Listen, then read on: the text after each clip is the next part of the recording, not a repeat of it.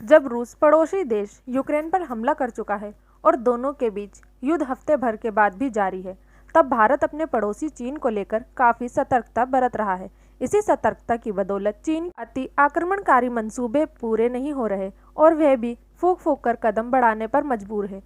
चीन को इसी हाल में रखने के लिए भारत ने फिर से चीन स्पेशल सैन्य टुकड़ी का युद्धाभ्यास किया, जिसमें हवाई हमलों की सूरत में दुश्मन के दांत खट्टे करने की हर चाल का परीक्षण किया गया। भारत ने ताज़ा युद्ध अभ्यास सिलीगुड़ी गलियारे में किया। फिर सेना की हमलावर टुकड़ी ने देश की उत्तरी सीमाओं पर अपना करतब दिखाया, जिसका स्वयं थल सेना प्रमुख जनरल MM नरवणे के अलग से निरीक्षण किया। भारतीय थल सेना इंडियन आर्मी 21 महीने पहले पूर्व लद्दाख में हुए हिंसक झड़प के बाद से ही 3488 किलोमीटर वास्तविक नियंत्रण रेखा यानी LAC पर मुंह बाएं खड़ी चुनौतियों को लेकर बेहद चौकन्ना है। हालांकि यूक्रेन संकट के बाद से अमेरिका के नेतृत्व में पश्चिमी देशों समेत दुनिया भर का ध्यान इस तरफ से हट गया है। चीन की पीपल्स लिबरेशन आर्मी भी हमारी सीमाओं पर खुराफात करने की मंसूबा पाल सकती है। हम किसी भी सूरत में उत्तरी सीमाओं पर से अपना ध्यान नहीं हटा सकते। यह खतरे के नियमित आकलन और आंतरिक सोच विचार का नतीजा है। इलाकाई अखंडता के साथ साथ PLA सैनिकों और उसके अन्य ढांचों के अनुकूल तैयारियां सुनिश्चित करने के लिए भारतीय सेना अपने बलों को नए माहौल में ढाल रही है। वहीं पाकिस्तान से लगी सीमा पर भी प्रभावी युद्ध क्षमता बरकरार रखी गई है।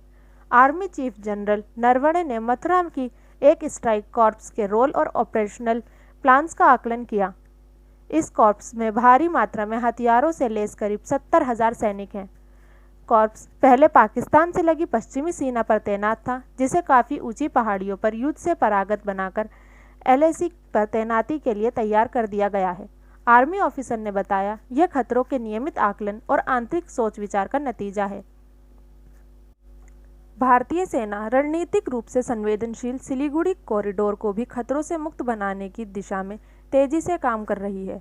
यह संकरा सा गलियारा उत्तर पूर्व के राज्यों को शेष भारत से जोड़ता है। यह 2017 में सिक्किम, भूटान, तिब्बत तिहारे पर डोकलाम में चले 72 दिनों के सैन्य संघर्ष के वक्त भी सुर्खियों में आया था। भारतीय बलों ने तब PLA को सिलीगुड़ी कॉरिडोर से इतर जामफेरी रिज की तरफ अपना मोटरेबल ट्रैक का विस्तार करने के प्रयासों पर पानी फेरा था। यूक्रेन पर हमले को उसी संदर्भ में देखा जाना चाहिए जिसमें चीन की पीपल्स लिबरेशन आर्मी भी हमारी सीमाओं पर खुराफात करने की मंसूबा पाल सकती है। हम किसी भी सूरत में उत्तरी सीमाओं से अपना ध्यान नहीं हटा सकते। सैन्य अभ्यास में 20,000 फीट की ऊंचाई पर उड़ान भर रहे वायुसेना के विमानों से साजो सामान से लैस सैनिकों को नीचे उतारा गया।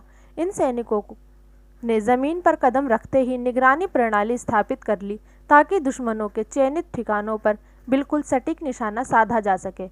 उसके बाद विशेष बल के 400 सैनिकों को उतारा गया, जिनका दायित्व चयनित लक्ष्यों को नेस्तो नाबूद करना था।